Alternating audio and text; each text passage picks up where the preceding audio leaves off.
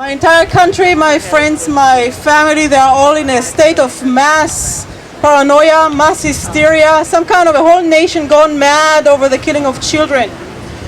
We've just heard yesterday about the bombing of the UN school in Gaza, killing 15 people. Schools are being bombed. Places where people are hiding from the bombings are being bombed. There is nowhere to run in Gaza. There are over 140,000 people displaced in Gaza. Displaced meaning they were running away from their homes because they were trying to protect their children and they have nowhere else to run to. 40% of the area is a death zone. 40% of the area. 1.7 million people live in Gaza. 1.7 million people live in Gaza. For 10 years now, they are closed off in this very small piece of land. 1.7 million people with no rights, with no future, with nowhere to go. Totally controlled on all sides by Israel.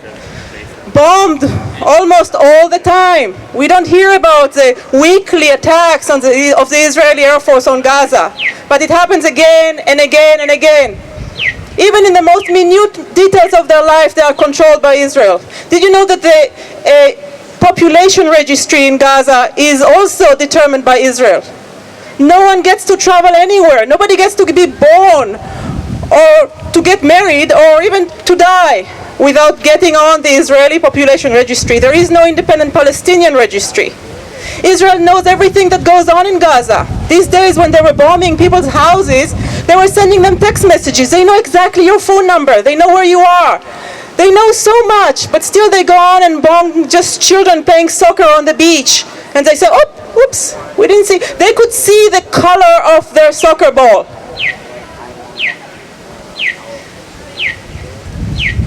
I've been doing research work in Israel as part of an Israeli organization against the occupation. And coming here, I'm continuing this work over here, and we are focusing on corporations. We are focusing on the profit from all of that. There is a profit in keeping 1.7 million people locked up with no rights and no future. Imagine that. There is profit in it. Profit these days doesn't come just from the exploitation of workers. It also comes from holding people in cages around this country and around the world. It also comes from developing all sorts of technologies out of the fear-mongering around labeling some people as threat, as security threats, just by their mere being. You see the same companies actually, both in Gaza and on the border here, the US border with Mexico. One of them being Elbit Systems. It's an Israeli corporation, but it is also traded here in NASDAQ. It's a huge corporation. They build drones that go over Gaza and kill people. Drones that are also operating in Afghanistan, in Iraq. Drones that make the daily life of civilians into hell because you are targeted wherever you are. They also put all these surveillance machineries on the wall in Palestine, both on the Gaza border and inside the West Bank. What does it mean, this wall? This is, you know that slogan, we didn't cross the borders crossed us? This is the wall. You go into somewhere, you build a wall and you say, okay, this is mine. And if you get close to the wall, we'll kill you. This is a death zone. So Israelis has developed these technologies and now they're selling it to the Americans. Elbit Systems was just given a huge contract to put all of the same security systems and surveillance systems on the US-Mexico border. And the next contract is for drones. You should know that Gaza is controlled by a lot of unmanned systems. We only hear about the aerial drones, but there are so many more. There are unmanned ships that patrol the water across from Gaza, not only in wartime, like what they call it right now, this slaughter, they call it war. No, all the time. Every day they shoot fishermen that try to go out to sea and fish for their livelihood. They're unmanned, they're robotic. There are also unmanned bulldozers, now used into Gaza, caterpillar bulldozers that are sent in front of the troops and are remote controlled from afar. These are like killdozers, huge D9s that go in and just raze all neighborhoods. Did you know also that they have these watchtowers on the border with Gaza, all around Gaza? Watchtowers that are also remote controlled with gunning stations. These are operated by women.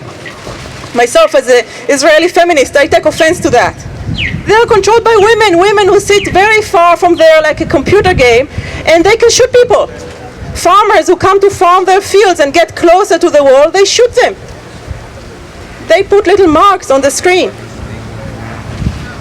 There are even unmanned vehicles patrolling the borders with. Why are these unmanned technologies so prevalent? Why?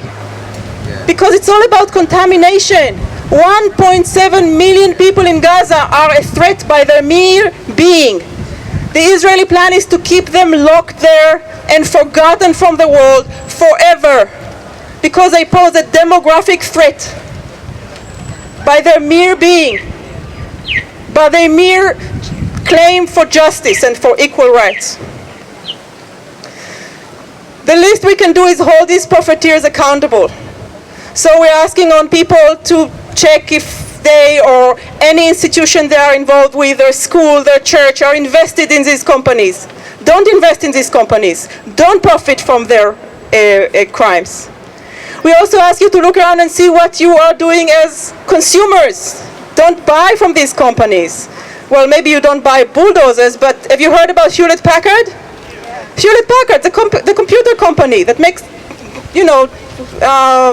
printers and computers and laptops. They are the ones who operate this population registry in Gaza. They are the ones who sold the Israeli army all of their PCs and all of their servers. And they are the ones that operate high-tech ID systems in the Israeli checkpoints across the West Bank. Hewlett-Packard. They work also with ICE on doing very quick checks of who is legal and who is not legal.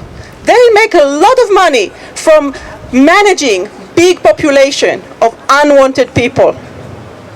So don't buy Hewlett-Packard. I want to really thank you all for coming here, because the only thing we can do in this very, very dark time is to be around people who feel like us, to voice our outrage together. Thank you.